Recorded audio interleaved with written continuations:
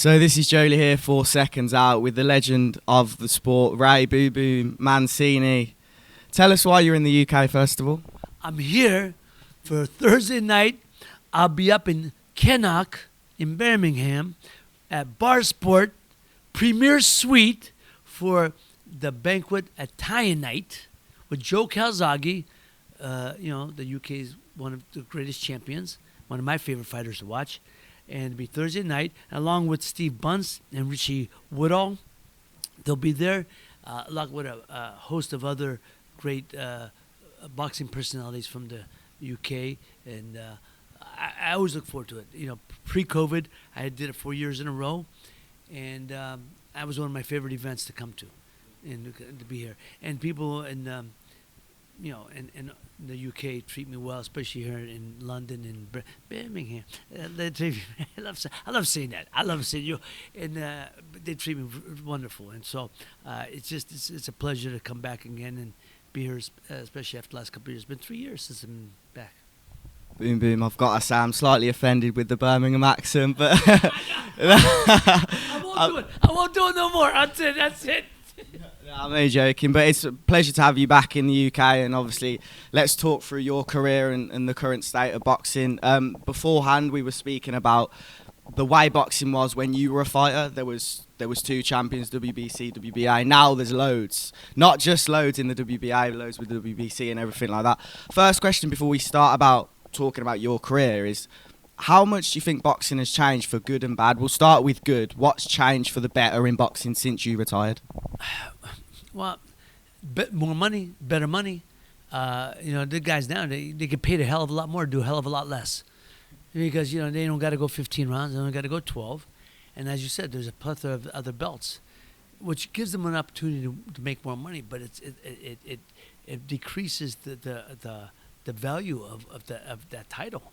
Because there's, when I was fighting, it was hard. Like I said, when I became a WBA champ, Lex was WBC champ. Then he moved up, and it was vacated for a long time. So I was only lightweight champ for a long time.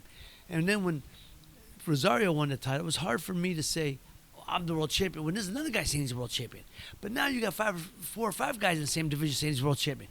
And then you got even the WBA, who was my organization. Well, I love these guys, but they got regular champion, interim champion, and super champion. What does that mean? It makes no sense, 0 sense. So it just that it devalues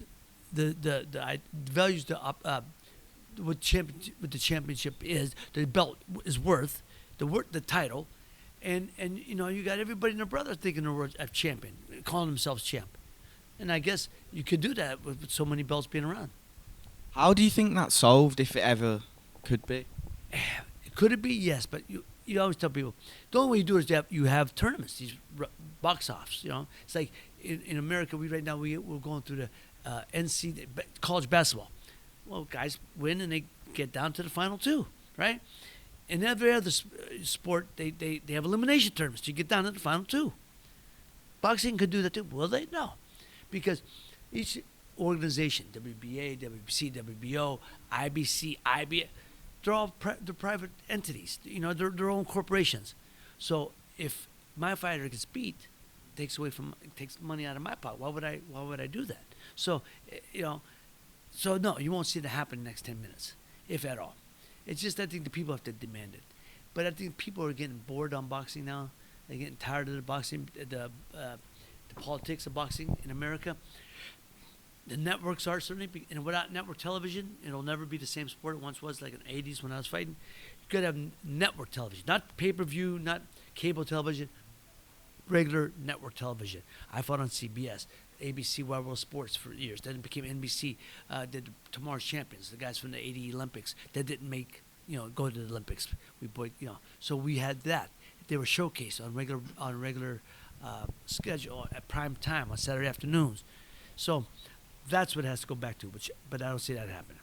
Do you ever think it will be the same again? I would like to hope, because I'm a hopeless optimist, but I don't see it happening. I just don't see it happening. There's nobody pushing for it, especially the organizations and early ones. Look, really, who controls boxing is the networks. The networks said we're not the network said, we're not going to put another fight on as we get elimination for a tournament from all the organizations get involved in one pool and eliminate, get their champions until we get the final two. We're not going to televise another fight until it goes back to 15 rounds, back to weigh-ins the morning of. I mean, that's the other thing. Is what boxers, they weigh in the night before. I said to Bob Arams one time, why don't you weigh in the week before? Because it means nothing. If you weigh in the night before, and that day you come in and step in the ring, you're 2 weight classes above. It means nothing. When I was fighting, we had to weigh in the morning of 8 o'clock. Your body only needs 5-6 hours to replenish. So that's the but that's it at 10. Again, that's a network television decision. In the 12, from 15 to 12, any 10-round fighter can go 12. Any 10-round fighter, very few can go 15. Again, that's a television decision, network decision. So that's what boxing has to do, but that's not going to happen. Let's go back to where it all started then, when you first became WBA lightweight champion. Just talk us through that moment, how it felt, and kind of the build-up, and how that was on that night when you became champion. Well, I was being built up, going into I fought on my first network television fight. And 81 was an interesting year for me. It was the worst of times. It was the best time, because in February of 1981, on Valentine's Day, my brother was killed. It was the worst part of my life. But I knew I had to get back. I knew for me, I had to get back in the ring. I knew for me, I had to get back to it. So I told my manager after we buried him to give me a fight as soon as possible. So I wanted fighting in March 11th of that year, which was less than 2 weeks after, less than 3 weeks, I should say. And they wanted to see, and so my manager got me a fighter named Norman Goins, who had been a contender at one time. He was on the downside of his career, but a big puncher, still a very vicious puncher. And I wanted him knocking him out in 2 rounds. And the reason they wanted him was because they had to test me to see if I could take it. What's going to happen once he hits me? How am I going to react? And so he hit me a good shot early in the fight, shook me a little bit, but I came right back and wound up stopping him in 2 rounds. That was 3 weeks later. I fought my first fight on ESPN, which that was the bigger exposure. So the first fight was on USA Television.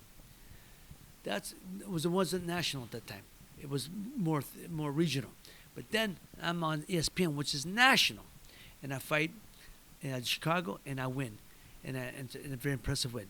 So a month after that, May, I get offered my first network television fight on CBS for the North American Lightweight Championship, and I beat the defending champion Jorge Morales, and I stopped him in 9 rounds. And then from there, I defended a couple months later against Jose Luis Ramirez, who wound up being the WBA world champion later on. And I shut him out in 12 rounds. And that got me to fight against Lex Arguello. Arguello being one of the greatest fighters of all time. I knew what I was up, 3-time world champion at that time. One of my favorite fighters to watch growing up. And so, one top 50 fighters of all time. I fought one top 10 Latino fighters of all time. So he's on every all-time list. But I felt confident I can beat him. And if it's 12 rounds, I would have, because I was winning after 12 rounds. But but he uses his experience and stopped me in 14. But after that experience, after I gained all the experience being there with him, I knew I'd be world champion eventually. And I come back, had 2 fights, and eventually got to fight against Arturo Frias. And winning that title was the greatest feeling in my life. And it was a euphoric feeling. Anyhow, that's what I remember best about, during that time, is I was active, fighting. But there's so many great fighters, and being on network television, it just exposed me to a whole different level. How much more spite would you say the loss of your brother gave you? Did it give you something to fight for? I'm sorry, the loss. Oh, the loss against Aguayo. Yes. The loss of your brother. Oh, I'm sorry. Yes, the loss of my brother. Yes, of course. Well, my brother was always in my corner on the way up. So let me repeat that. Of course. Yeah. Oh yes, of course. The loss of my brother motivated me and pushed me forward, because he was always in my corner early in my career. In fact, the first fight after he passed away, I immediately looked for him, because he was always the first one coming to hug me, and he wasn't there, and that's when reality set in. So that was always, I always had an angel on my shoulder, and not only motivated me for him, but for my whole family. And then my city of Youngstown. You have to understand, my city of Youngstown, Ohio, we were second biggest still producing city in the world. In 1977, over a 6-month period, over 50,000 men, 50,000 lost their jobs. It's decimated my town. To this day, we haven't fully recovered. We're on the climb now, but we still haven't fully recovered. So they were looking. They needed something to hold on to. They pushed me forward more than They pushed me forward more than I thought my body can go at times. So it was, that's my relationship with my city is different than most. So I had a lot of motivating factors. And then the death of my brother, that wanting to win that world title from my father, then losing my first opportunity to Arguello, broke my heart because I never thought I'd get another title shot. But after winning a couple fights after that, it got me in right line again. And when I came back and then won it the second time, it just changed everything for me, sure. And after the Dooku Kim fight, championship fights were changed from 15 rounds to 12. I'm sure I recall you saying at some point you didn't think that really affected boxing, those extra 3 rounds? Well, no. First of all, they keep saying that. I said that my fight against Kim, it might have started the discussion, but you have to say the last 15-round fight was 1986. That's 4 years later. That's slow moving. That's slow moving, right? If you want to get things done fast, you change it quickly. So that's a TV decision. Again, television made that decision. Television controls. Again, if television came back today and said, hey, we're not showing another fight until it's 15 rounds, weigh-ins and morning up, we'd have those back to 15 rounds and morning up. It was giving more opportunity for commercial time and things like that. So, yeah, it was a discussion after that. Yeah, it was discussed. And they tried to say it was my fight against, but no, it was a network decision for that. So, but what you're saying is valid. But people don't know. I know it behind the scenes, And I thought that WBC was the first one to cave in and make it 12 rounds. I thought it was a knee-jerk reaction, because look, every other sport still continues to go, no matter how. We sign up for this business. We know what we're getting them into. Football is the most brutal. American football is the most brutal sport you can get into. And you see all the problems, but it's the all-American sport. It's the number one sport in America. Network television is giving billions. Why aren't we changing those rules? Because football in Birmingham was quite brutal as well. I thought that's what you meant. Yeah. So, well, I know you got the Wolverines, the Wolverhampton Wolverines. I know that I know that's a tough team. Wolverhampton Wanderers. Yeah. Wanderer. That's it. What did I say? Wolverine.